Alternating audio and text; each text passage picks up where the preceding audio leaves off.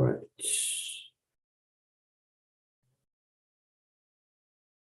So, wow. Okay. So notice.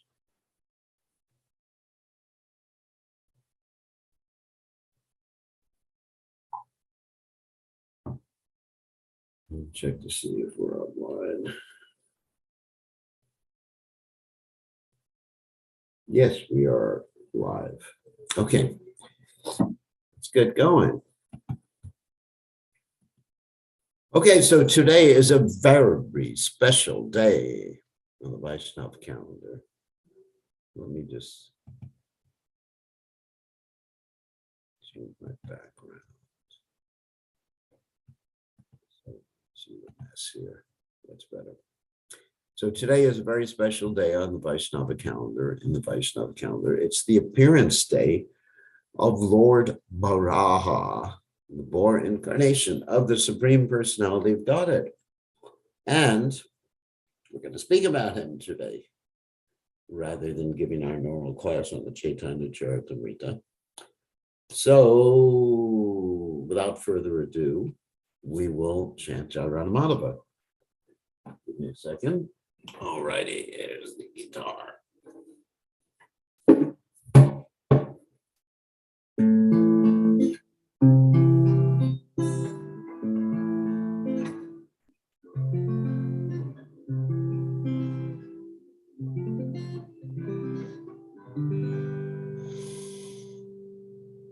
Jaya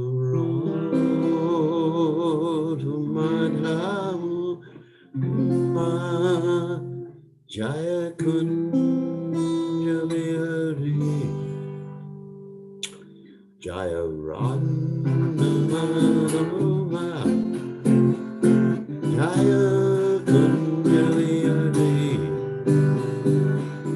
Vijana Pallava Jaya Girivarura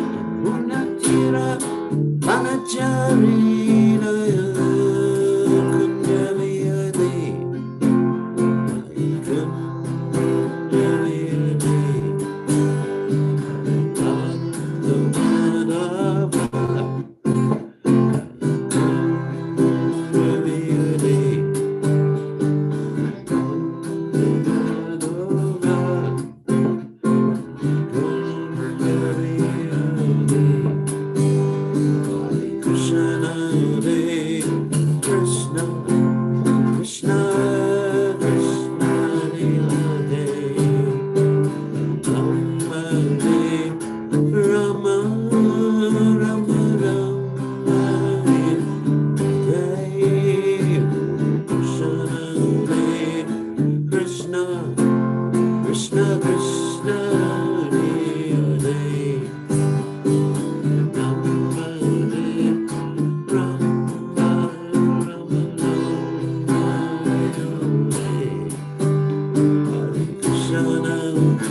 Hare Krishna, Hare Krishna, Krishna Krishna Hare Hare Rama Hare Rama, Rama Rama Hare Hare.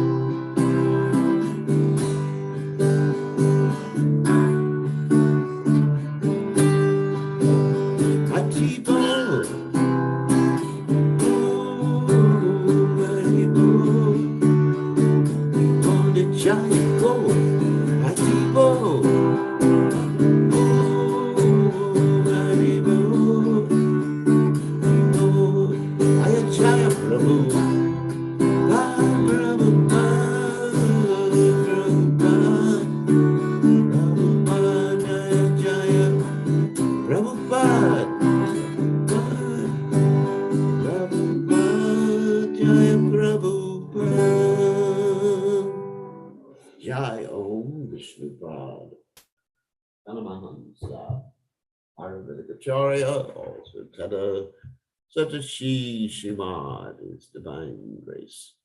Abhaya Charana Bhaktivedanta Goswami Srila Prabhupada Jai. ISKCON founder Acharya Srila Prabhupada Ki Jai. Anantakoti Vaishnava Vrinda Ki Jai. Namacharya Srila Haridas Thakur Ki Jai. Prem Se Kaho Shri Krishna Chaitanya Prabhu Nityananda Sidvaita Gadadha Shri Vasudhi Gaur Bhakta Vrinda Ki Jai. Shri Shri Radha Krishna Gopi Govardhan Sayam Kunda Radhakunda Giri Govardhan Ki Jai. Vrindavanam Ki Jai. Vijaradam Ki Jai. Jagannath Swami Ki Jai. Manamaya Ki Jai. Srimati Tulasi Devi Ki Jai. Samveda Bhakta Vrinda Ki Jai. Gaur Premananda Hari Hari Bol. All glories to the assembled devotees, all glories to the assembled devotees, all glories to the assembled devotees, all glories to Shri Guru and Gauranga Srila Prabhupada Ki Jai. Nama Om Vishnu Padaya Krishna Prasthaya Bhutale Srimati Bhaktivedanta Swami Navani Namaste Saraswati Devi Gaurani Pachani Nivishesha Sunyavadi Pashata Tejatarni. So today we are commemorating, I'm going to reiterate, we are commemorating the appearance day of Lord Varaha. It's called Varaha Dwadashi. It's also the Ekadasi fast because the Ekadasi overlaps the Dwadashi, and so you celebrate the Ekadasi on the Dwadashi or the fasting. So anyway, there's fasting today, but today is over, so almost over. So it's a fast half day on Varaha Dwadashi. So we're going to speak a little bit about Lord Varaha and his appearance, if that's all right with everybody. So, Om Gana Timidandasha Gananjana Shlagaya Chakshurun Meditam Yena Tosmai Shikadave Namaha. I offer my respectful obeisances unto the lotus feet of my spiritual master, His Divine Grace, A.C. Bhaktivedanta Swami Srila Prabhupada, who so kindly opened my eyes with the torchlight of knowledge while I was blinded in the darkness of ignorancia. So now we're going to speak about Lord Varaha. Of course, just to start the conversation, if that's all right with everybody, we should understand, and let me put my chat window up because I want to see the chats in case someone asks a question. Give me a second. There we go. All right, chat window's up there. So if anyone has any problems, but don't ask a question until I'm finished, please. So, Anyway, so just to start off this whole discussion, Lord uh, Varaha is none different than Krishna, as we hear in the Brahma Samhita, and I've quoted this verse so many times that I think most of you should remember this by now. Advaita Chuta Nadi Rananta Rupa Majum Purana Purusham Naviyovanam Cha Vedeshu Durlabam Adurlabam Atmabhato Govindamadi Purusham Tamaham Bhajami. That God is one. Advaita. We specifically talked about this in regard to Advaita Charya's appearance, but let us also talk about this in regard to all the other Vishnu Tattva incarnations of the Lord. Vishnu Tattva is a category, a thatness. It's a category. So Vishnu Tattva means God, and there's one God, and he comes in a variety of ways, just like any actor. Use an example I haven't used that often. If you have a famous actor, Bollywood, Hollywood, whatever actor, then the actor can portray different characters at different times, but it's always the same person underneath the character, right? So Krishna, when he's not acting, he's Krishna Vrindavan, and when he's acting, he's playing different roles, and Lord Varaha is one of those roles, and Kurma, and all these other Vishnu Tattva incarnations. There are different roles of the Supreme Personality of Godhead. But the interesting thing about Krishna is when he plays different roles, he can play all those roles simultaneously in different locations, infinitely, infinite places, infinite times, infinite circumstances, infinite forms. It's unbelievable. So that's God. Therefore, it's a chincha. Therefore, he's unlimited. Therefore, he's God. So you just got to accept that on faith. You know, like the cobbler devotee of the Supreme Personality of Godhead said, basically, God can actually put a whole tree into a seed. So that's amazing. So there's nothing God can't do. Otherwise, if there was something God couldn't do, he wouldn't be God, and that thing that he couldn't do would probably be more powerful than him. Just like the Mayavadis, one thing they say is illusion has overcome God. So if illusion can overcome God, then he ain't God. Okay, remember that. Okay.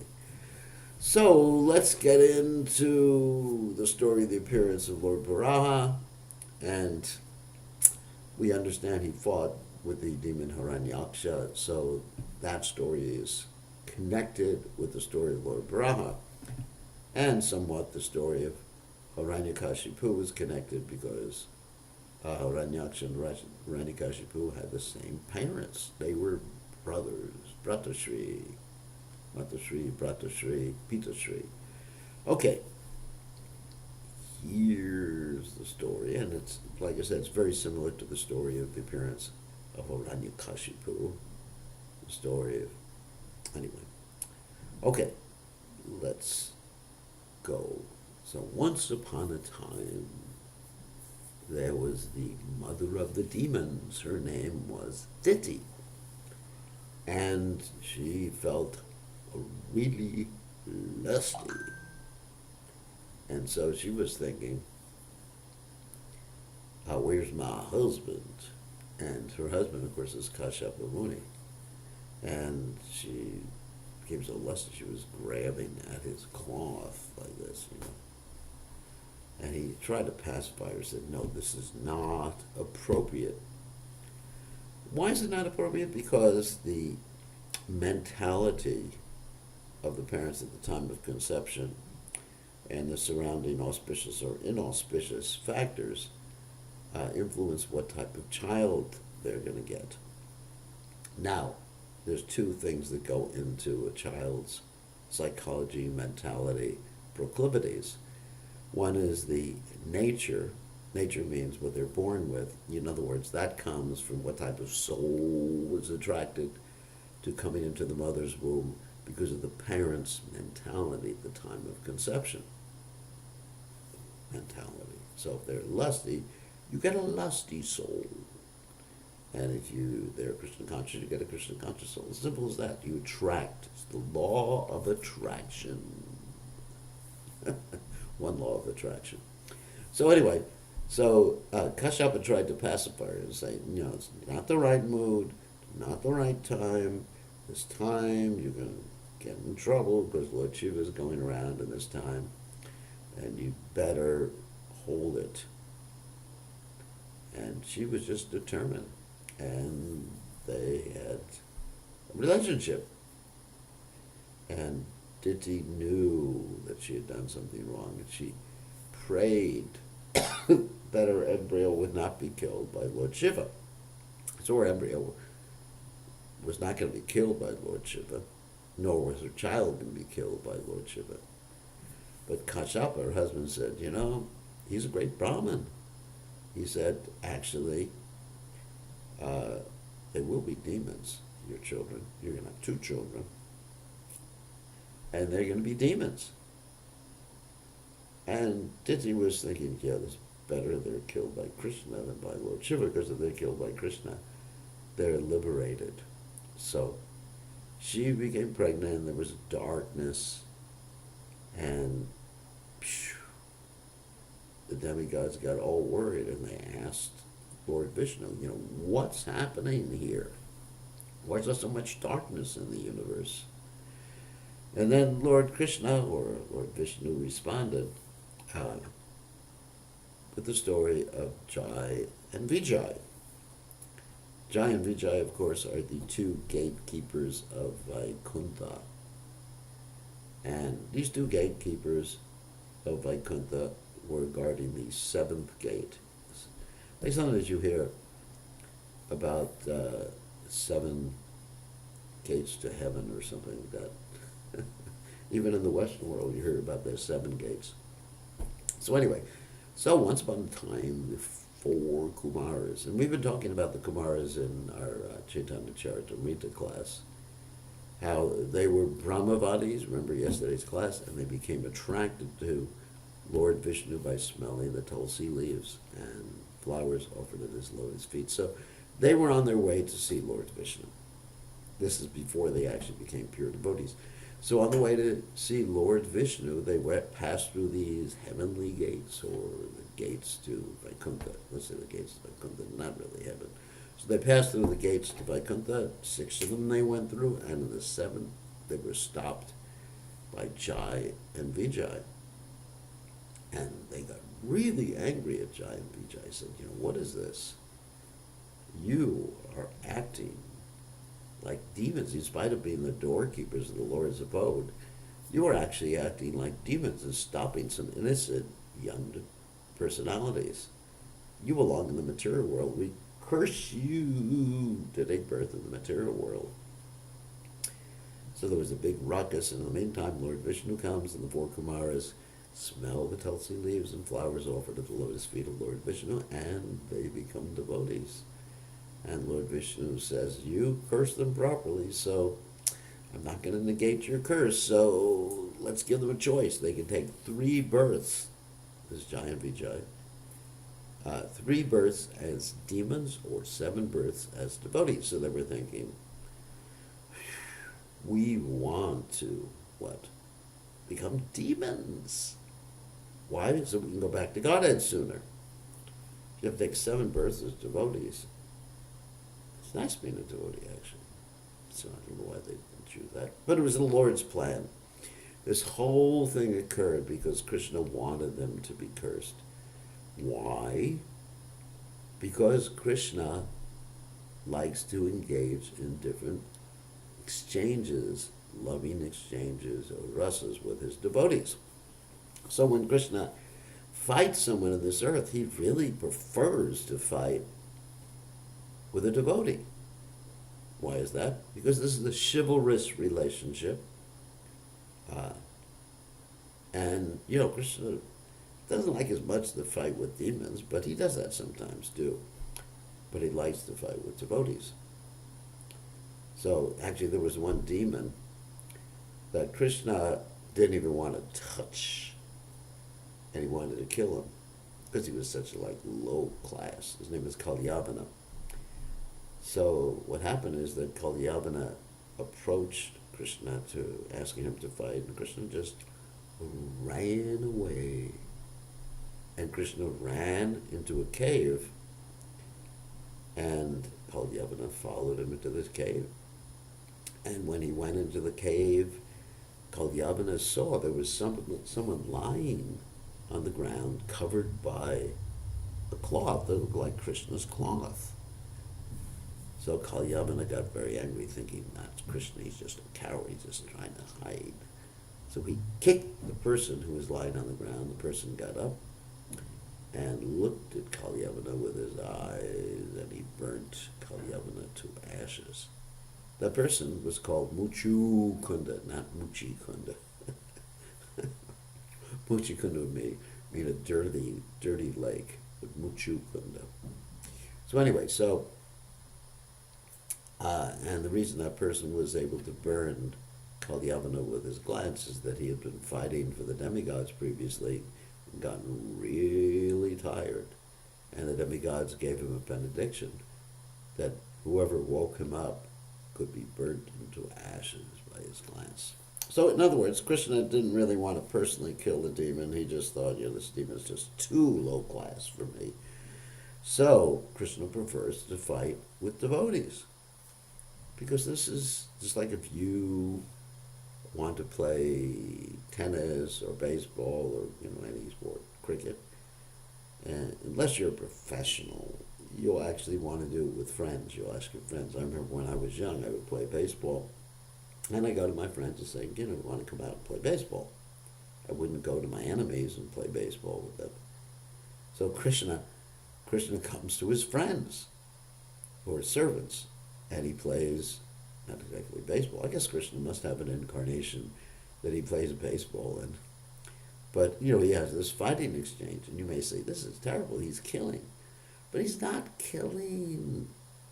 We're not these bodies. His devotees are not their bodies. The demons are not their bodies. No one is the body. If you think you're the body, you haven't learned the ABCs of Krishna consciousness. So anyway, these personalities, Jai and Vijay, wanted to take birth as demons. Why do people call me that?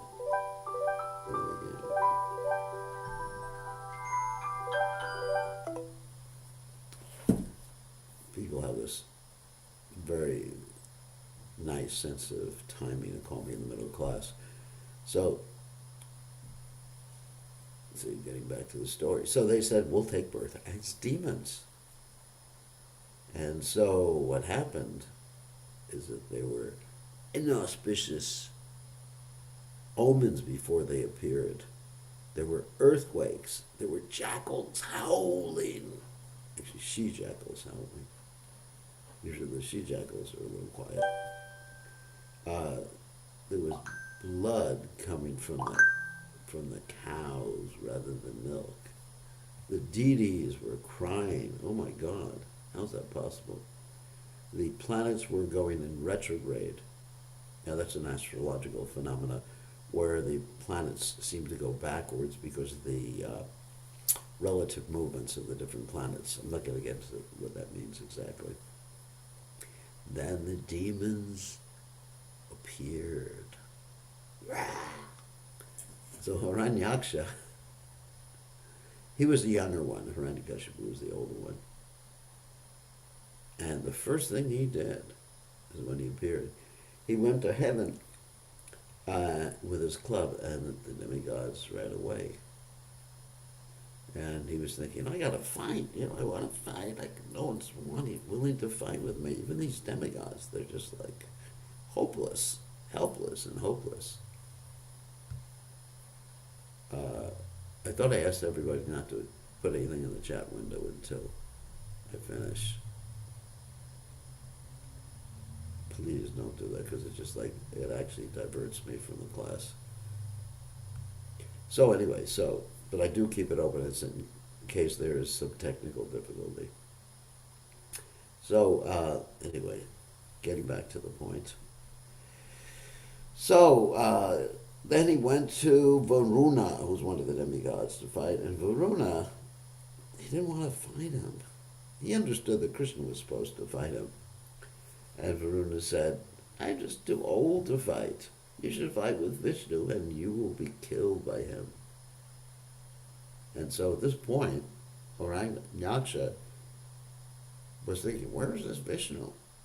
So naturally, if you want to find out where Vishnu is, you have to ask your spiritual master. So he didn't ask his spiritual master, because Shukracharya is the spiritual master of the demons, but he asked a Shiksha Guru, Narada Muni, where is Vishnu? Where is Vishnu? So he asked Narada Muni where Vishnu was. So Vishnu was supposed to be, according to Narada Muni, Vishnu was supposed to be in the ocean, not the Atlantic Ocean, the Pacific Ocean, or the Arctic Ocean. He was in the Govardhan Ocean, because this happened within this universe. There's different oceans, of course. He was in the Govardhan Ocean. And what was he doing in the Govardhan Ocean? Well, swimming as a Lord Boar. And why was he swimming as Lord Boar? Because he was picking the earth up from the nether regions. In other words, the earth had gone down in this ocean. Because try to understand, the Govardhan Ocean is not just the water like we know it. You know, you just think, well, where's the water in the universe?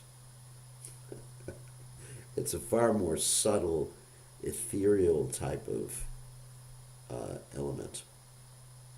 You don't think that there's like H2O filling up half the universe. So then Varaha said, not Varaha, sorry, his demon Haranyaksa saw him with the earth, and he said, the earth is ours. And Krishna, that is Lord Varaha, placed the earth on this water, the Govardhan Ocean, and it ensued a big fight. And this fight was more or less like fun for Lord Varaha. So he was basically playing with it. Maybe if we have time in this class, I can read some of the interactions from the Bhagavatam. I pulled out that particular chapter. We can put it on the screen later.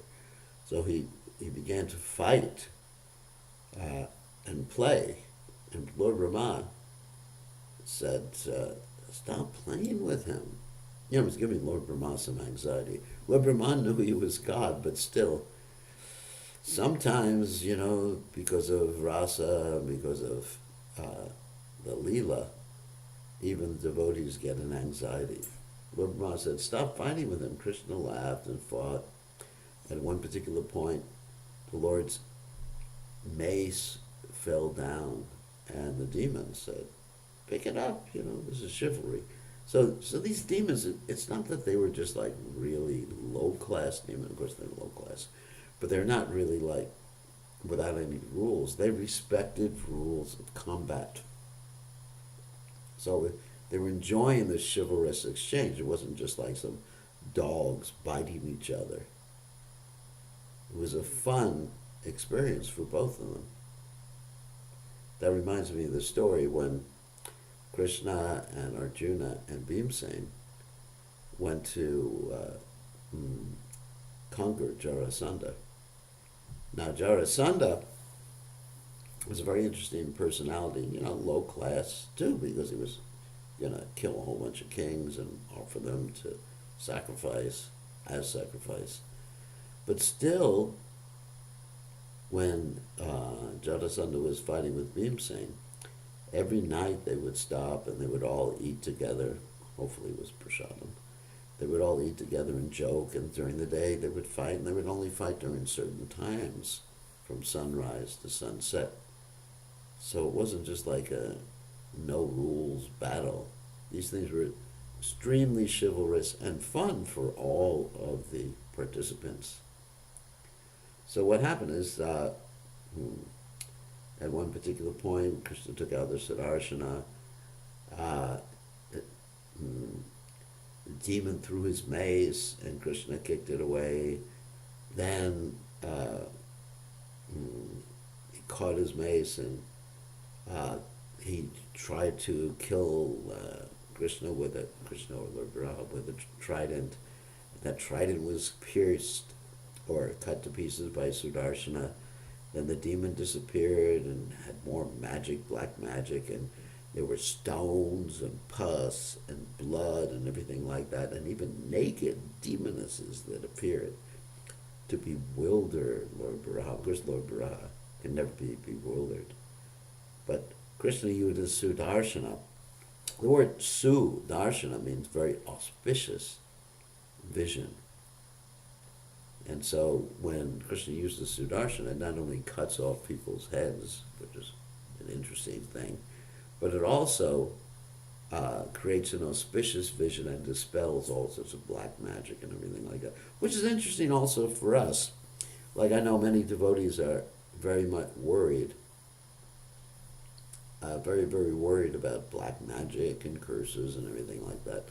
But when you chant the Lord's holy names, black magic can't affect you. Ghosts can't affect you. Curses can't affect you. You know, you just have to have faith in the process of Krishna consciousness. So there's Sudarshan, because the devotees are always protected by Krishna's Sudarshan chakra. So anyway, I'm just looking at my watch, just checking the time, make sure we have enough time. So then it came time for the demon to be killed, and blood started to flow, not from the demon, but from Diti's breast, because the mother is so much attached to the son that practically there's an invisible connection between the mother and the son, and the mother and the daughter. Prabhupada said the mother's love for the son or daughter is the closest thing to pure love in this material world. So then, obviously, then what happened? The demon embraced Krishna, and Krishna, the poor Lord Varaha, Krishna. So then he embraced him, he tried to crush him, and then Krishna appeared outside of his embrace, and then Krishna slapped him, boop, in the root of his ear, I mean it's in the bottom of the ear, and the demon died. Wow. That's really interesting. Okay. So now, I guess we have times. Now I'm going to read some verses from the Bhagavatam. I guess I'm going to share the screen, which is actually a good idea. So we're going to share the screen and read these verses from the Bhagavatam to glorify Lord Varaha's appearance. I did a compilation. Hold on a second. I will find them in a second. Here they are. Okay, so let's share the screen.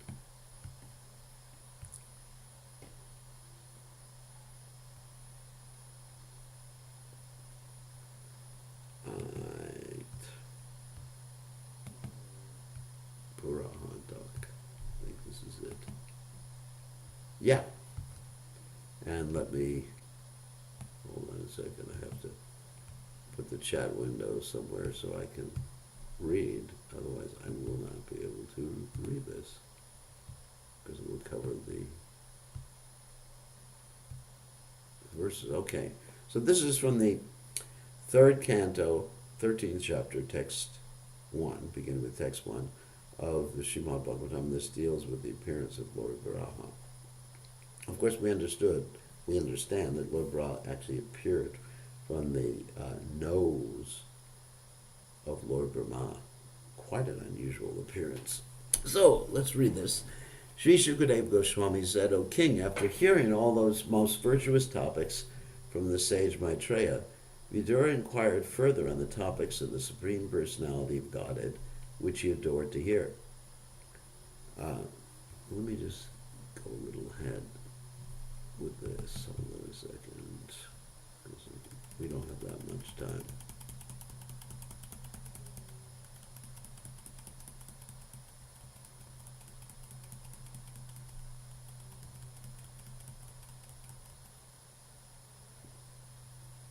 Well, here we go.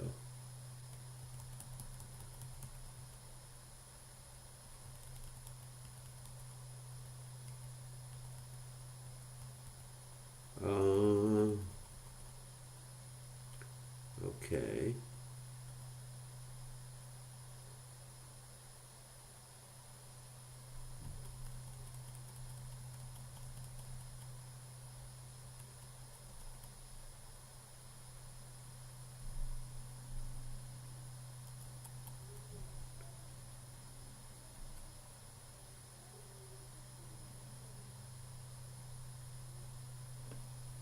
Okay.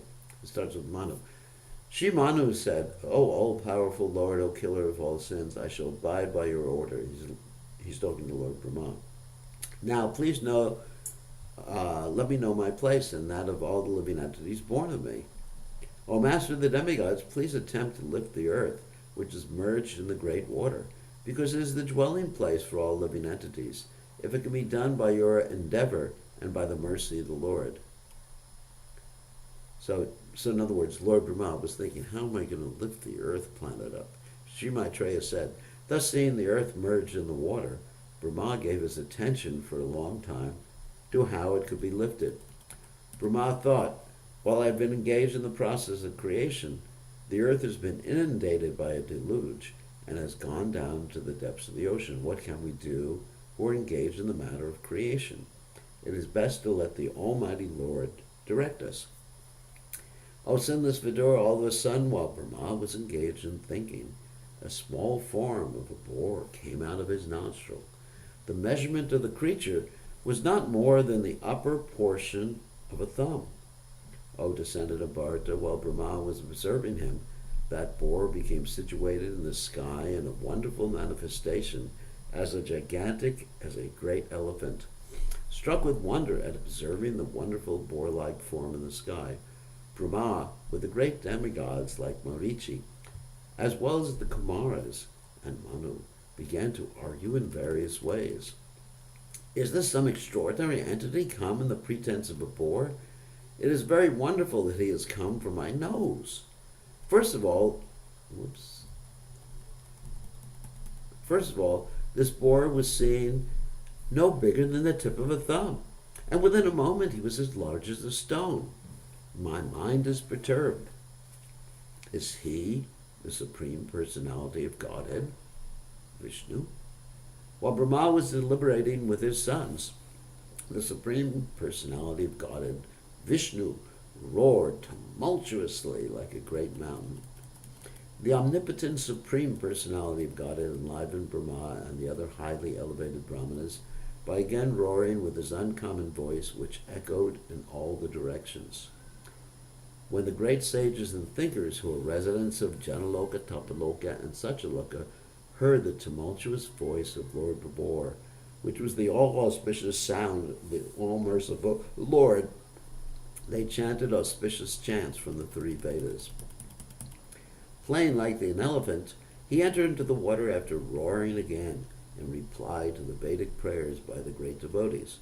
The Lord is the object of the Vedic prayers, and thus he understood that the devotees' prayers were meant for him.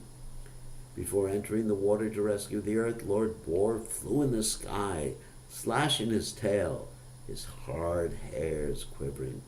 His very glance was luminous, and he scattered the clouds in the sky with his hooves and his glittering white tusks. He was personally the Supreme Lord Vishnu and was therefore transcendental, yet because he had the body of a hog, he searched after the earth by smell. His tusks were fearful, and he glanced over the devotee Brahmanas engaged in offering prayers. Thus he entered the water. Diving into the water like a great mountain, Lord Boar divided the middle of the ocean, and the two high waves appeared as the arms of the ocean, which cried loudly as if praying to the Lord, O Lord of all sacrifices, please do not cut me in two. Kindly give me protection. Lord Boar penetrated the water with his hooves, which were like sharp arrows, and found the limits of the ocean. Although it was unlimited, he saw the earth, the resting place for all living beings, lying as it was in the beginning of creation, and he personally lifted it. Lord Boar very easily took the earth on his tusks and got it out of the water. Thus he appeared very splendid. Then, his anger glowing like the Sudarshana wheel, he immediately killed the demon Haranyaksa, although he tried to fight with the Lord. Thereupon, Lord Boar killed the demon within the water, just as a lion kills an elephant. The cheeks and tongue of the Lord became smeared with the blood of the demon, just as an elephant becomes reddish from digging in the purple earth. Then the Lord, playing like an elephant, suspended the earth on the edge of his curved white tusks. He assumed a bluish complexion like that of a tamal tree, and thus the sages headed by Brahma could understand him to be the Supreme Personality of Godhead and offer him respectful obeisances. All the sages uttered with great respect, "O unconquerable enjoyer of all sacrifices, all glories unto you. You're moving in your form of the personified Vedas, and the hair holes of your body, the oceans are submerged." And in the hair holes, of your body, the oceans are submerged. For certain reasons, to uplift the earth, you have assumed now the form of the boar. O Lord, your form is worshipable by performances of sacrifice, but souls who are simply miscreants are unable to see it. All the Vedic hymns, Gayatri, and others are in the touch of your skin. In your bodily hairs is the kusha grass. In your eyes is the clarified butter. And in your 4 legs are the 4 kinds of fruitive activities. O Lord, your tongue is the plate of sacrifice. Your nostril is another plate of sacrifice, and your belly is the eating place of sacrifice. And another plate of sacrifice is the holes of your ears. In your mouth is the Brahma plate of sacrifice. Your throat is the plate of sacrifice, known as Soma, and whatever you chew is known as Agnihotra. This is a description, of course, of the Lord, actually in terms of one aspect of the universal form, how the Lord's body and the Lord's manifestation is in one sense everything, and of course the Lord has a transcendental body, and the Lord's boar's body is transcendental, is separate from everything, but this is a way to see how God exists in terms of his energies. Moreover, O Lord, the repetition of your appearance is the desire for all kinds of initiation. Your neck is the place for 3 desires, and your tusks are the result of initiation and the end of all desires. Your tongue is the prior activities of initiation. Your head is the fire without sacrifice, as well as the fire of worship. And your living forces are the aggregate of all desires. O Lord, your semen is the sacrifice called Soma Yagya. Your growth is the ritualistic performances of the morning. Your skin and touch sensations are the 7 elements of the Agni. Shtoma sacrifice. Your bodily joints are symbols of the various other sacrifices performed in 12 days. Therefore, you are the object of all sacrifices called Soma and Asoma, and you are bound by yajnas only. O Lord, you are the Supreme Personality of Godhead, and are worshipable by universal prayers, Vedic hymns, and sacrificial ingredients. We offer our obeisances unto you. You can be realized by the pure mind, freed from all visible and invisible material contamination. We offer our respectful obeisances to you as the Supreme Spiritual Master of knowledge and devotional service. O lifter of the earth with its mountains, which you have lifted with your tusks, is situated as beautifully as a lotus flower with leaves sustained by an infuriated elephant just coming out of the water. O Lord, as the peaks of great mountains become beautiful when decorated with clouds, your transcendental body has become beautiful because of your lifting the earth on the edge of your tusks. O Lord, for the residential purposes of all inhabitants, both moving and non-moving, this earth is your wife, and you are the Supreme Father. We offer our respectful obeisances unto you, along with Mother Earth, in whom you have invested your own potency, just as an expert sacrificer puts fire in the orani wood. Whoops. I keep skipping here. Who else but you, the Supreme Personality of Godhead, could deliver the earth from within the water? It is not very wonderful for you, however, because you acted most wonderfully in the creation of the universe. By your energy you have created this wonderful cosmic manifestation. O Supreme Lord, undoubtedly we are inhabitants of the most pious planets, the Jana Tapas and Satyalokas, but still we have been purified by the drops of water sprinkled from your shoulder hairs by the shaking of your body. O Lord, there is no limit to your wonderful activities. Anyone who desires to know the limit of your activities is certainly nonsensical. Everyone in this world is conditioned by the powerful mystic potencies. Please bestow your causeless mercy upon these conditioned souls. The sage Maitreya said, the Lord, being thus worshipped by all the great sages and transcendentalists, touched the earth with his hooves, placed it on the water. In this manner, the personality of Godhead, Lord Vishnu, the maintainer of all living entities, raised the earth from within the water, and having placed it afloat on the water, he returned to his own abode.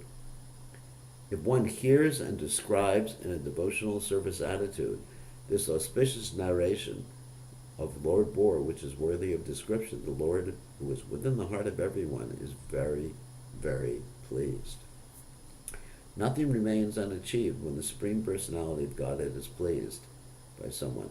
By transcendental achievement, one understands that everything else is insignificant. One who engages in the transcendental loving service of the Lord is elevated into the highest perfectional stage by the Lord himself, who is seated in everyone's heart. Who, other than one who is not a human being, can exist in this world and not be interested in the ultimate goal of life? Who can refuse the nectar of narrations about the personality of Godhead activities, which by itself can deliver one from all material pangs? So there's a little bit more here. Okay, we'll read a little bit more. So this is actually from the 18th chapter of the 3rd canto. Maitreya continued, the proud and falsely glorious Daicha, that's Haranyaksa, paid little heed to the words of Varuna. We told this story about he went to Varuna first. Oh dear Vidura, he learned from Narada the whereabouts of the Supreme Personality of Godhead and hurriedly betook himself to the depths of the ocean. He saw there the all-powerful personality of Godhead in his Bor incarnation, bearing the earth upward on the ends of his tusks, and robbing him of his splendor with his reddish eyes. The demon laughed. Ugh! An amphibious beast! The demon addressed the Lord, O best of the demigods, dressed in the form of a boar, just hear me. The earth is entrusted to us, the inhabitants of the lower regions, and you cannot take it from my presence and not be hurt by me. You rascal! You have been nourished by our enemies to kill us, and you have killed some demons by remaining invisible. So in other words, he's calling God all these names. Oh fool, your power is only mystic. So today I shall enliven my kinsmen by killing you. The demon continued. When you fall dead with your skull smashed by the mace hurled by my arms, the demigods and sages who offer you oblations and sacrifice in devotional service will also automatically cease to exist, like trees without roots. Although the Lord was pained by the shaft-like abusive words of the demon, he bore the pain, but seeing that the earth on the ends of his tusks was frightened, he rose out of the water just as an elephant emerges with its female companions when assailed by an alligator.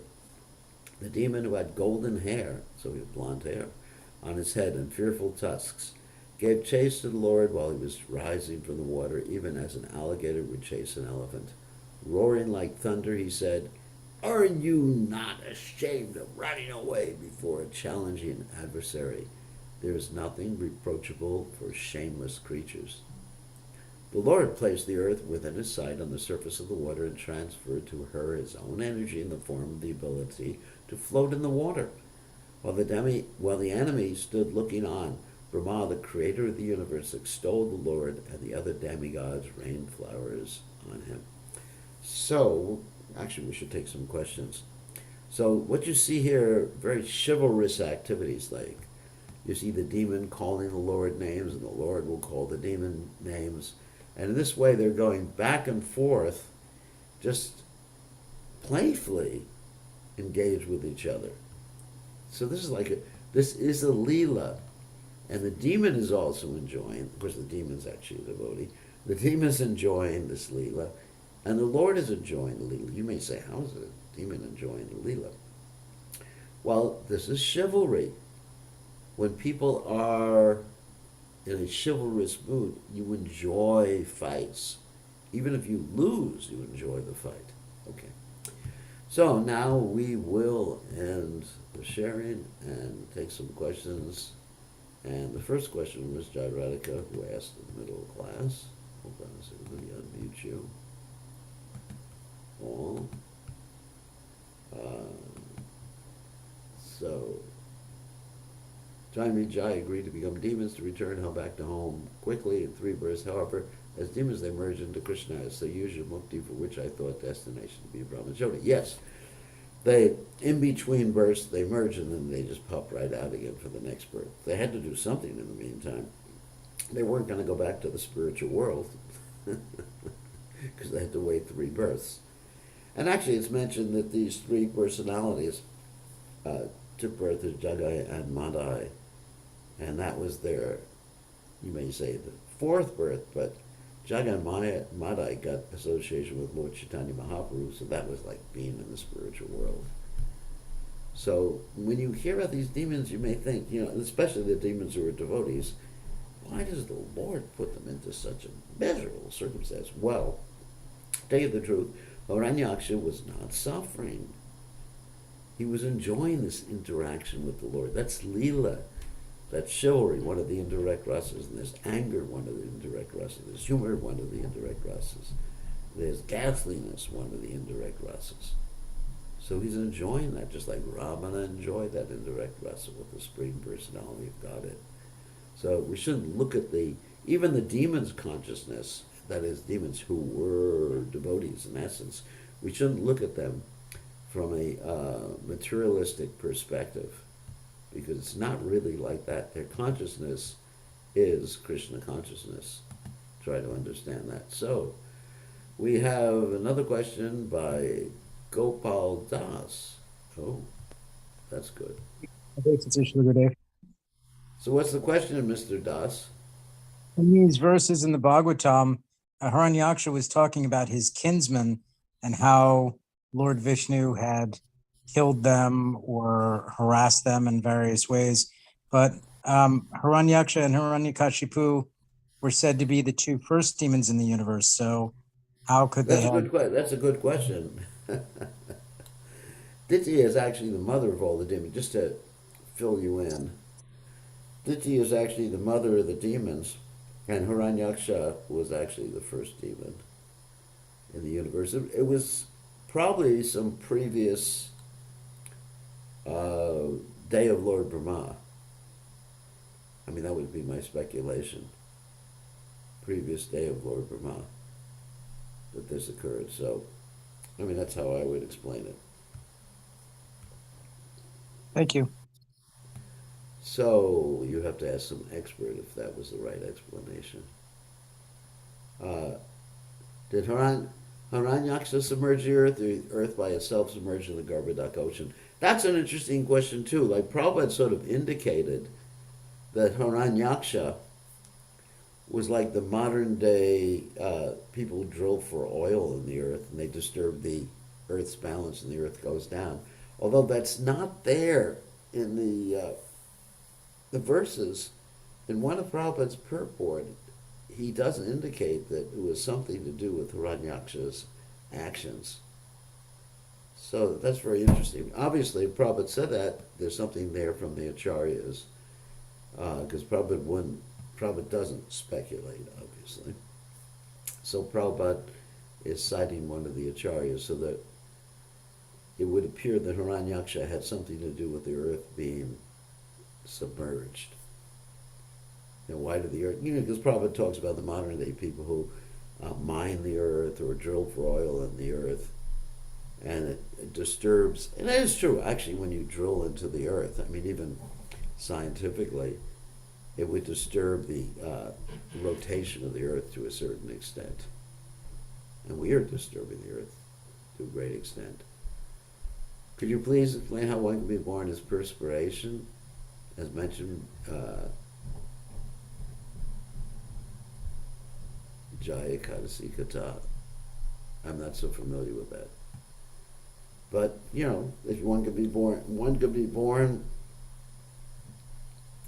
I'm not familiar with all these Ekadasi ritualistic books. It's not one of my things. But anyway, if someone could be born from the nose of Lord Brahma, if Krishna could be born from the nose, and entities are born from perspiration all the time. Of course, the microbes are already there.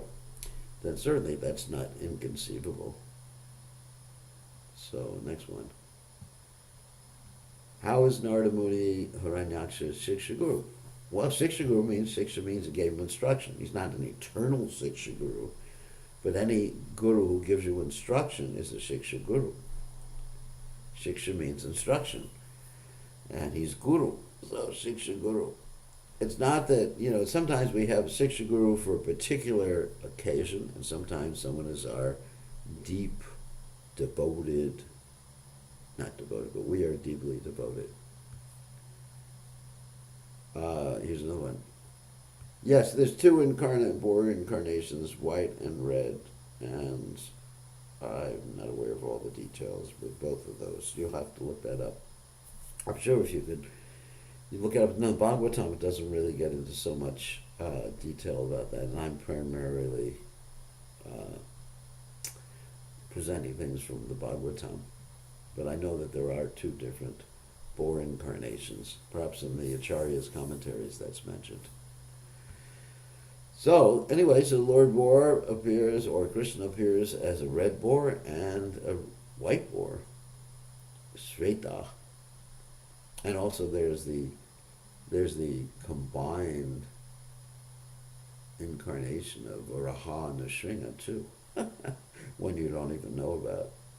There's actually a deity of Varaha and Nrsimha in Andhra Pradesh, and this deity is covered with sandalwood all year round. They cover it with sandalwood. And Prabhupada was asked, why do you cover him with sandalwood? Why does he look like a Shiva Linga? Because he's so much covered with layers and layers and layers of sandalwood.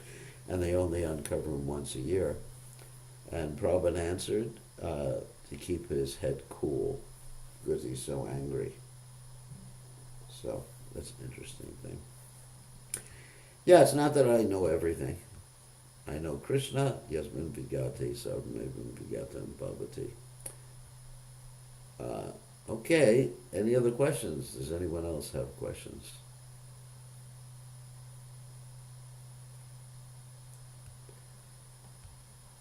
No. Well, I know the purpose of everything. But, a lot of this ritualistic stuff, that's mentioned in these Ekadasi books, which Prabhupada never really got into.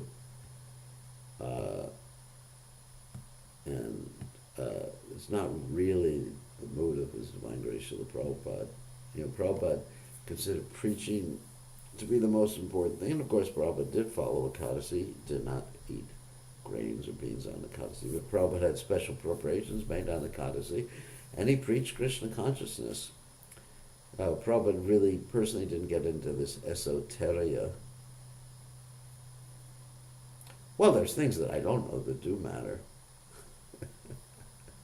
But as far as becoming Krishna conscious, I think, I know that if you serve Prabhupada, you will get everything. You get the mercy of Prabhupada. So anyway, so the Prabhupada never really touched upon this minutia, and nowadays people get into a lot of these minutia things, these little details that really have very little or nothing to do with what we have to do in Krishna consciousness. How were the Kumaras qualified to enter Vaikuntha? They haven't developed devotion yet before smelling what can they enter Vaikuntha just being free of desires? They didn't actually, they entered the 6 gates, but they didn't enter the inner portion of Vaikuntha. They were still on the outside of Vaikuntha, because before you could get into Vaikuntha, you got to go through 7 gates. It's not, so, they're put like preliminary gates. Like if you go to a prison, I've done some prison preaching, before you can actually enter the prison, usually they have at least 2 or 3 different layers of security or gates. And there's different guards or security at each gate, and there's that barbed wire overhead. So it's something like that. You can't enter Vaikuntha being free of desires. The only way you can enter Vaikuntha is with bhakti, and they got bhakti when they smelled the tulsi leaves and the flowers offered the lotus feet of the Lord, and then they were able to enter Vaikuntha. Okay, on that happy note, I have a dinner engagement, so we'll see everybody tomorrow, same time, same station. Tomorrow is Sunday, and we have our Sunday feast program. All glories to His divine grace